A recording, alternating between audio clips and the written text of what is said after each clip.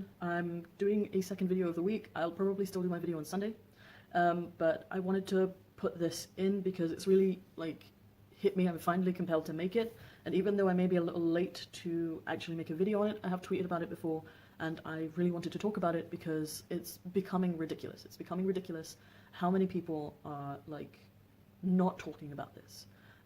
I want to talk about gay rights, LGBTQI issues, in relation to Islam and Muslims, and how all these issues have,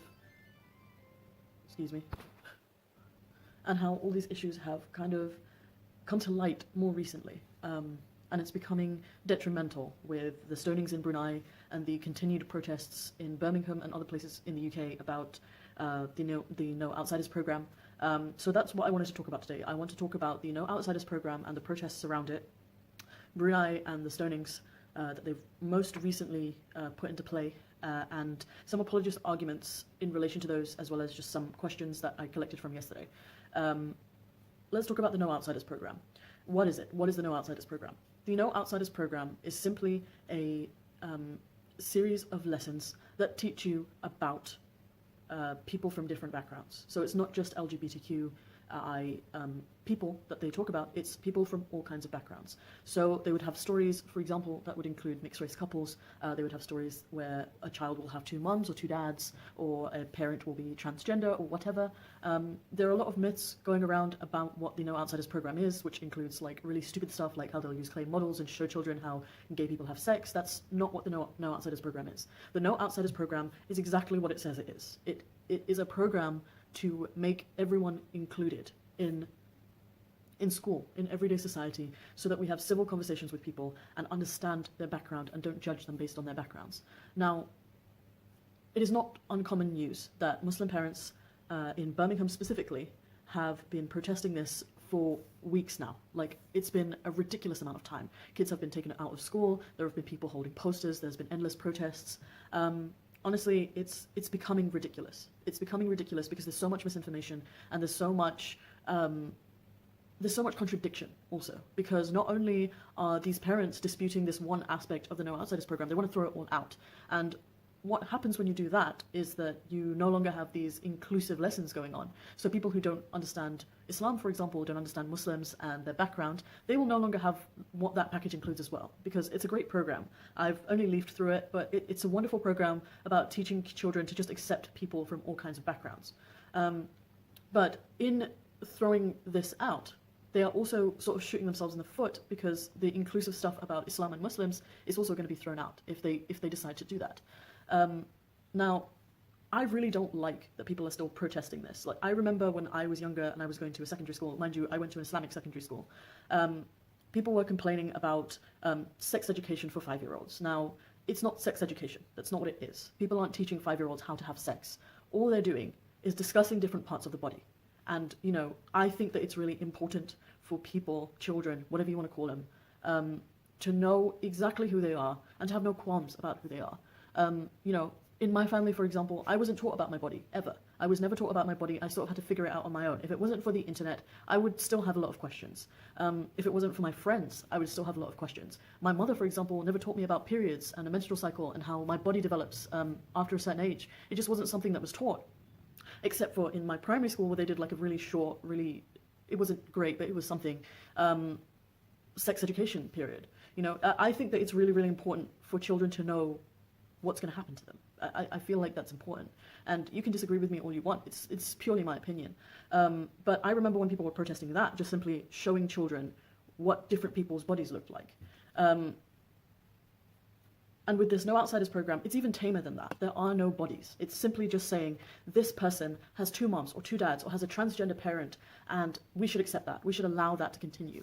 But what's going on is these parents saying that we shouldn't validate this idea of being homosexual or being transgender because it's not okay in Islam. And most of the children in school, in Parkfield Community School, I think that's what it's called, they're Muslims, so they shouldn't be taught these things. They're still in the UK. They're still in a United Kingdom city. They're still in an English city. There are still people who are gay. So I don't know what you're trying to prove by saying that they don't need to learn that or that they shouldn't accept it. Because, and this is another thing, what happens if your child turns out to be gay? And I've I've made a few tweets on that. One of them exploded randomly. There have been death threats to teachers at the school who happen to be gay. One of whom is Andrew Moffat, who's been running and fighting to keep the No Outsiders program running. And there have been death threats by mothers to their own children should they become gay. And I think people play down how common a sentiment that is in Muslim communities. It's such a common sentiment to just be like, if my kid was ever gay, I would kill them, or I would throw them out, or they wouldn't be my kid anymore. And that's not just me having a bias, because I left Islam, and I personally was disowned for different reasons. But it's something that has been expressed that I've heard throughout my life being a Muslim. And it's just something that we just let fly because we're in a Muslim community and we're safe to say whatever we want in our communities. When I was in my Islamic school, for example, when we would talk about, when we would talk about gay people and stuff, we were still disillusioned and thought that being gay was a choice and stuff like that. I would hear things like, I would throw my kid out if they were gay, or I would kill my kid if they turned out to be gay, all the time. I personally work with students now, and I don't work in an Islamic setting, but I've still heard those sentiments being said. Like, if my child turned out to be gay, they wouldn't be my child anymore. I would throw them out. They have nothing to do with me.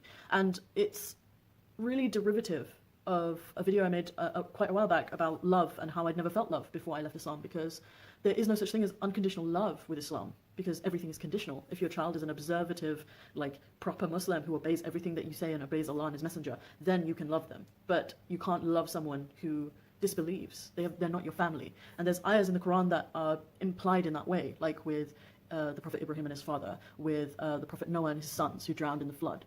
And I think that even though Islam doesn't prescribe you kill your kids or disown your kids, I do feel like that culture comes from there. That if there is a non-Muslim in your family or someone who doesn't follow your every order, that person is not your family, and you need to edge them out. Otherwise, they're gonna corrupt everyone else in your family. And it's really not helping that people in the UK, people in Birmingham, in a secular or more or less secular country, are fighting on the side against diversity and accepting people, especially when they themselves shout the loudest to be accepted, when they really don't need to. And there's definitely a level of brainwashing there, the signs that say, let kids be kids, as if kids can't be gay, or kids can't know that there are gay people in the world. At the end of the day, there are still gay people in the world. Are you just going to ignore that fact, or are you just going to brainwash them at home? I don't know. There's also this narrative that parents should decide what their kids consume and what they shouldn't consume. When it comes to inclusion, when it comes to diversity, you don't get to pick and choose who gets to be included. Everyone is included. That is the whole point of diversity. It bothers me. It bothers me to such an extent that no one is talking about this. And then we also had a Labour MP, I've forgotten her name and I have no interest in looking her up. We had a Labour MP speak on the side of the parents, saying that the parents have a right to protest this and have a right to choose whether or not their children learn these things in their curriculum because it goes against their religion. It's ridiculous to me. It is ridiculous to me that British MPs from a party that in the past has always supported minorities and all these little groups like the LGBTQ, like the Muslim community, like ethnic minorities in the UK, would come out and say things like that. There have also been reports that are spreading to other communities that have high Muslim populations, so in Manchester and Bradford, are also protesting this program. I've seen one report on Manchester. Bradford, I'm just assuming, because I can't see that going any other way.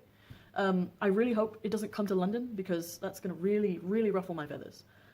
Because London is one of the most ethnically rich places in the UK, and sexually diverse places in the UK. I have gay friends. My boyfriend, for example, has a lot of gay friends. We go to Soho a lot, and the amount of times that we see fights break out between people who are homophobic and people who are gay is unbelievable. Soho is homosexual central. If you don't want to be there, if you don't want to be exposed to that, go live in a village where there's only animals. Why are you here? Why are you here? If you're not here to include everyone, if you fight so hard to be included in the British society, why don't you let other people be accepted also? I don't understand. It's a pretty simple idea. Live and let live. I don't know. It's been driving me crazy. I've tried to have normal conversations about this, but because it's to do with the Muslims, with a minority, nobody wants to talk about it. If this was a group of, 600 to 700 Christians protesting this, where would we have been on the issue? Where would we have been on the issue? Christianity, as a religion, as Christians as people, have made great strides in trying to accept the LGBTQ into their churches, into their homes. People aren't actively throwing their kids out as much. But when it comes to Muslims, we're so scared of targeting that issue. Muslims, gay couples, for example, I've never heard of one. I think I've heard of one, but besides the one, I have not heard of gay couples being married in mosques, for example, or being married in an Islamic sense. I've heard definitely of people keeping their children despite them being gay, and I appreciate that wholeheartedly. I am so glad that there are people out there who will value their children more than their personal beliefs. I am so glad that there are people like that out there. But even in these communities where you have marriages of convenience, oh, just marry a girl so that the community doesn't talk about us. Like, that whole environment is so toxic, and I don't get it, because it is part of who you are. It is part of who you are when you are gay, and I can't fully explain it. I'm sure there are people who are gay or bisexual who can explain it better, because I'm a straight woman, straight cis woman. It's part of who you are. Something that and I'll bring this up later again, something that one of my teachers said while I was in school was that, why would you be so compelled, for example, to change parts of your body, unless it was something that you really, really wanted, like something that was driving you crazy otherwise?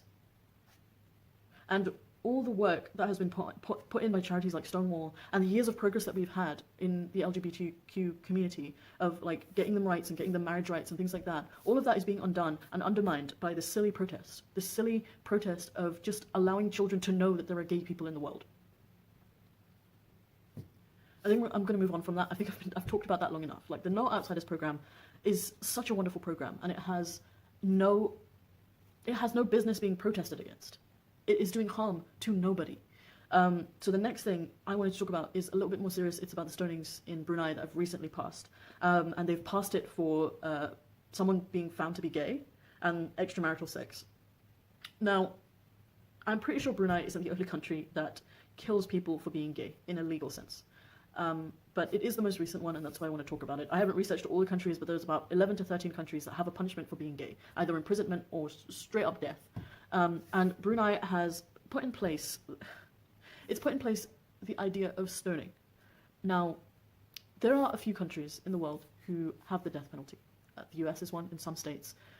Pakistan still has a death penalty. There's many, many different countries that have death penalties. However, there is no more brutal punishment in existence that I can think of right now here in my seat than stoning to death.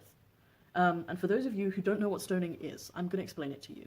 And if you're squeamish, I would say just fast forward this part. It's a horrible punishment. What they do is there's two different variations. So one variation is that you have this really tough guy, really strong bodybuilder type, pick up a large stone and literally just slam you in the head with it, literal caveman style. He just hits you in the head with a stone until you die. The other variation is that they bury you either up until your waist or up until your neck, depending on your gender, and they gather the community and they take part in throwing stones at you, tiny little stones, until you die. It is the most caveman punishment in existence. It is the most caveman punishment in existence. The fact that people even want to do that, there are people in the world who want to implement that across the world. The fact that people even want to do that, I think, says a lot. Now, in Brunei, the punishment for being gay there was already a punishment. The punishment was imprisonment for a maximum of 10 years. And that's terrible, but it's better than stoning. There should be no punishment for being gay. There should be no punishment for something as harmless. And I'll say it again, for something as harmless as being gay, okay? Gay people are a minority. They will always be a minority because evolution, okay? Gay people will always be a minority. They are not harming anyone. They are not hurting anyone. I've heard these arguments before. Oh, they spread STDs. Oh, they do this. Oh, they do that. Look, we live in an age where there's contraceptives. We have condoms, for example. We have medicine that can treat STDs, for example. We have worked out methods of working out how to, we have found methods to work out how to live to the fullest whilst being gay. We've figured it out. So I don't understand what the argument is anymore. And let's talk about whether or not stoning is prescribed. I will deal with some apologist arguments in a bit, but I just wanted to give you a glimpse into the Sharia for the minute. So, is it prescribed? In some of the more classical installments of our lovely Sharia law, there is a prescribed punishment for being gay, and there have been different punishments depending on who you listen to. Now, I make it a point not to provide any evidence, because I believe that if you want to believe something, you'll believe it. And if you don't want to believe something, you won't believe it. So me finding evidence to prove something to you is a waste of my time. I know what I know. I will tell you, and you are free to research on the Googles and on the internet. Okay? So it is prescribed in the Sharia law that anyone caught being gay or openly gay be punished either by being thrown off the highest point in the town or the city, so that be that a mountain or a really tall building, it's prescribed that you're thrown from there, which is such a caveman punishment. Or you are stoned to death, which is alike to an adulterer. Now, where did this, being thrown from the top of a mountain or a really tall building come from? It comes from the story of Lut in the Quran.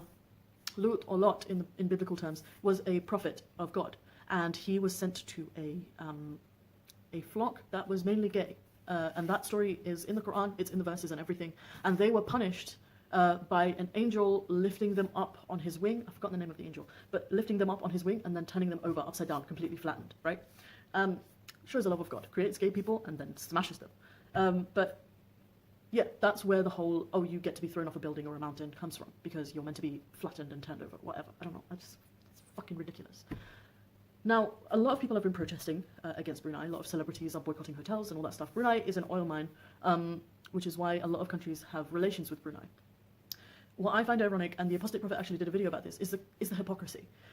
Because such laws involving imprisonment and death for the LGBTQ community exist in many countries, and those are listed in the video by the Apostate Prophet. I'm more than happy to put the link to that in the description, because honestly, it's a really informative video that you should watch. And whatever you can do, I can't believe that there are people who are standing with Brunei and cancelling celebrities like Dua Lipa, for example, because she's against that. It's stupid. It's so stupid. It's so stupid that you would agree to such a brutal caveman-like punishment of literally stoning someone to death. It's like you don't understand what dying is, one, and B, you don't understand what it's like. You can't empathize with the idea of having stones thrown at you by an entire community until you die, bloodied and, probably worse. It's disgusting. It is disgusting, and people need to think about what they say before they start tweeting online about how it's okay to stone people to death because they're gay. So fucking... This is going to be a long video, by the way, as if you can tell. So the last thing I wanted to go through was the apologist argument against gay people or transgender people or people who are sexually diverse. So I've had a lot of arguments for the Sharia in the past and currently, and honestly, they're all really stupid. But I will go through them one by one, and if there are others, I will answer them on my Twitter, so feel free to tweet at me afterwards. So the first one that I've seen is that the punishment of stoning isn't specifically mentioned in the Quran. No, it isn't. And for all you Quranists or progressive Muslims, thank you for acknowledging that stoning is not a viable punishment for anyone. I appreciate that. Unfortunately, though, you are not the majority of Muslims. The majority of Muslims follow a fiqh, a given jurisprudence about Islam, okay? And that fiqh is mainly divided into four madhabs in Sunni Islam. I don't know too much about Shia Islam, so I can't really comment on that. But in terms of Sunni Islam, the fuqaha are four madhabs, right? Hanafi, Shafi'i, Maliki, and Hanbali. And within those madhabs, you have punishments, and that is where the stoning is derived from. Like I said, for the implementation of stoning is mainly reserved for adulterers, because that's stated specifically in the hadith. Fornication is specifically mentioned in the Quran with lashings, which is no better, by the way, but the stonings definitely exist in the traditions about adulterers, and like I said, there's two specific punishments that I've heard for the homosexual community if they become publicly gay. It's either being thrown off a building or a mountain, or it's stoned to death like adulterers. And those are derived from scholars. I did not say this is not my opinion of the Quran, this is the opinion of scholars. And those are the people that Muslims follow. Scholars from all over the world that have existed are dead and are gone. And some of them still exist. Some of them are still giving fatwas in this direction, and people are following them. That is what I'm against. I'm not against progressive Muslims saying that nobody should be stoned to death. Thank you for saying that. We appreciate your opinion and your real stride to change people's view of Islam and the way they practice it and the way they carry it out and preach it. Thank you for trying to be progressive. However, you are not the majority, and that is what we are talking out against. And if you could take a second to not be offended, and I don't say that sarcastically, because I understand that it's very emotional. You're emotionally attached to this religion, I was emotionally attached to this religion, so I understand if you are offended, but if you could take a second and not be offended, and please see it from our perspective, or the perspective of someone who is gay, and who is threatened with that online, and perhaps even in their own countries, perhaps you could understand why we're complaining about this, and why we want this to disappear completely. It doesn't deserve to exist anymore. It didn't deserve to exist anywhere. You want to kill someone for a crime, there are better ways of doing it than stoning the fuck out of them. The second apologist argument is that Sharia is just there to prevent. None of the laws were supposed to be implemented. It's just there to prevent. There is no point of implementing a law, saying that something is going to get a punishment unless you follow through. It's like making an empty threat. If you just bluff your way into a situation, nothing is going to get done. Okay, everybody's just going to be gay. It's not prevention. Prevention only applies if it's implemented. It doesn't work. You don't just say the law is there just to prevent you from committing crime. That's not how it works. The only way it's preventative is if it is implicated, if you actually do it. If someone, for example, if we had this imaginary Sharia state where all the hard punishments, all the hudud, all the chopping off people's hands and stoning them and lashing them and, you know, cutting off their hands and feet from opposite sides and crucifying them, if all of that was just to prevent and it wasn't actually been to put into practice, nobody would be taking it seriously. Ever. That's because it's not how the law works. The law has a set number of punishments and a set, you know, punishment so that it can be applied in the case of an offense. It doesn't work if you don't apply that punishment. I feel like I've been saying it wrong this entire time. But that's not even an argument. It's silly. The next argument is that you need 4 witnesses to prove that you are gay. And it kind of goes hand in hand with if nobody tells you that they're gay, then it's fine. You don't need to worry about it. It's kind of the same argument when we're talking about apostates in other countries. Like, people can't have different thoughts, and if you don't tell anybody, then you're not punished for it. You're missing the point. You're missing the point. That's not how inclusivity works. Inclusivity works when you just accept people for who they are. Someone being gay does not affect anyone else. It doesn't affect anyone else. Believe it or not, even though I've heard this argument, you can't convert someone into being gay. You can't. People are born gay. People don't choose to be gay. People are born gay. Someone being gay does not affect you in the slightest. So I don't understand, first of all, why someone would need to hide that. And second of all, have you never lived in a Muslim community? Have you never lived in a Muslim family? The pressure to get married, not to the same sex, to the opposite sex. You've never, you know, understood that. How are you supposed to, okay, so if I was a gay person in a Muslim family, I've turned, let's say, 16, suitors start coming in, I'll marry this man, I'll marry this man, I'll marry this man. Why aren't you getting married? Oh, I just don't feel like getting married. You don't understand the pressure of marriage in Islam and in Muslim communities? It's such a huge pressure. And then you'll get married either to someone who is completely straight, yeah? So for a girl, it's even worse because you have to sleep with that person whenever they ask you to. You have to. It's the angels curse you all night if you don't, right? So, you know, you're forced into this sexual relationship with a straight person. Or you get married to another gay person out of, you know, convenience, a marriage of convenience, and then you're just lying for your whole life. How is that better? How is living with that anxiety a solution to anything? It's ridiculous. It's ridiculous that you would even suggest that. It's the same as me saying, for example, that, you know, being Muslim is illegal in this country. For example, please don't take this out of context. Being Muslim is illegal in this country, but you can be Muslim as long as you don't tell anybody. This isn't Nazi Germany, where people pretend not to be a Jew. Okay? Like, you can't say that in a Sharia-compliant land, if people are gay, they should just keep it under wraps. It doesn't work like that. Life doesn't work like that. You allow people to do anything they want, as long as they are not a danger to themselves and to the people around them. They have the choice to do whatever they want to do. That is the whole basis of human rights. That is the whole basis. That is the whole idea of freedom of expression, the freedom to speak, and the freedom, period. Freedom. And I find it ridiculous that you would ever say that to someone.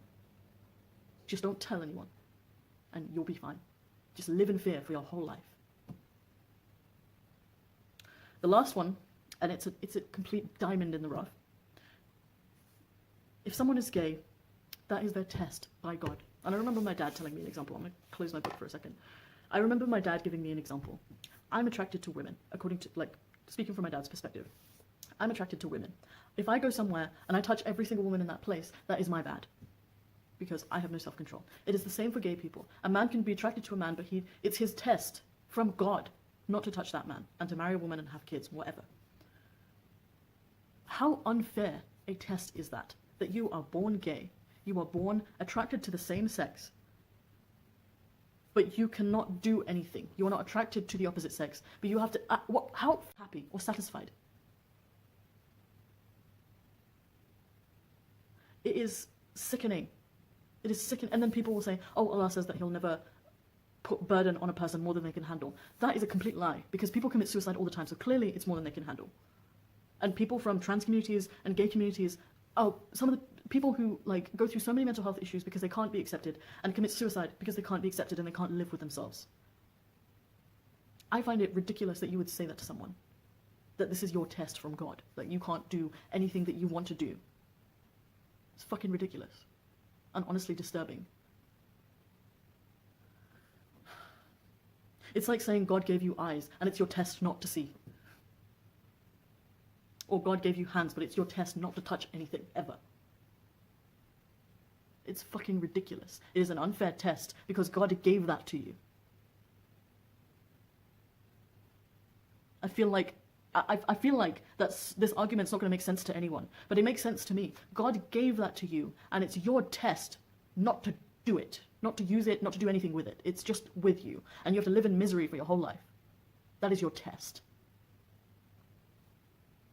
I'm going to move on to some questions. There's only 2, and then I'm going to end this video because honestly I'm like so angry. My camera's already died once. You know, I'm just going to quickly like do this and then relax for the rest of the day because I wouldn't have made this video if it didn't upset me this much. I'm so upset by this because I can't believe we're still having this conversation about gay people and their rights. Like, I can't. So question. The first one is from Barwako Warsam. I think I've said that right. I don't know if I've said it wrong. Please correct me. What were your views on gay and transgender people when you were Muslim? When I was Muslim, I thought the same things that a lot of Muslims think, that it wasn't natural, that it's a test from God, and that in a Sharia state they should be punished for it. That's what I believed. But at the same time, I had enough sense in my brain because I was brought up in the UK. I wasn't born here, but I was brought up in the UK. I went to UK schools, you know, I lived in a UK community. I had enough sense to know that if I came across someone who was gay, I wasn't going to immediately shun them.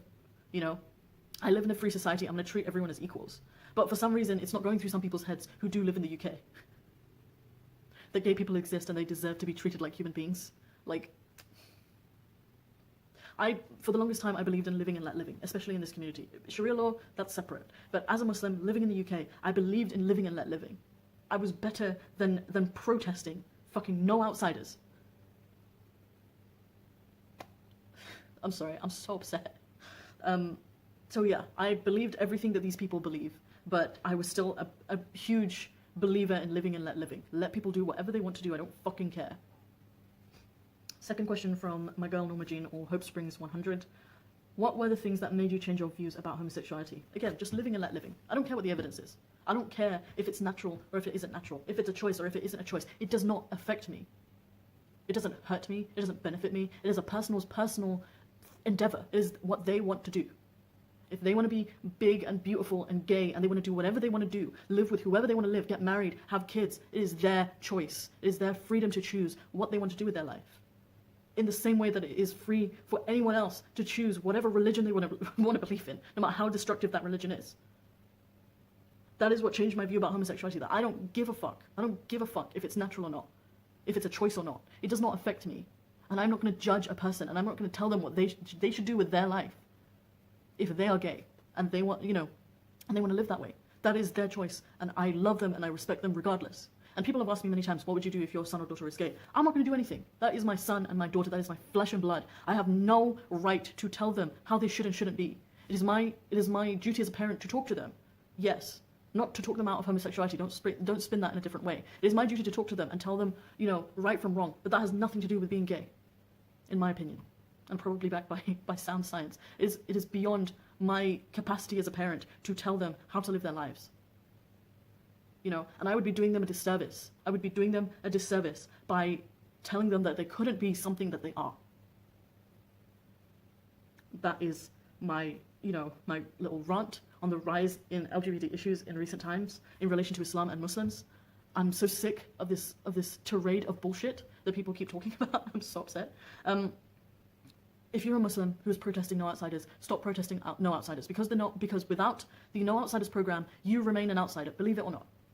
Because that entire program is based around inclusivity. If you're a Muslim or anyone else who supports stoning in any degree for any crime, you need to get your head checked, because that is a fucking caveman punishment. It's a caveman act, and it doesn't deserve to exist. It has never deserved to exist. It is not a good idea. And if you're an apologist for stoning people to death, go and get your head checked. What the fuck is wrong with you? This has been my video. I am Faye, the most gracious, even though it don't seem this way. I will see you on Sunday for I don't know if I'm going to live stream. I feel like I'm not very good at it, but I mean, I'll see. I'm going to be doing another Q&A video on Sunday, so I'll see you then. If you have any questions or comments or stories to tell me, I'm always happy to read them, even if I don't respond. So tweet those at me, comment them, whatever you have to do. I'll see you in the next one. Goodbye.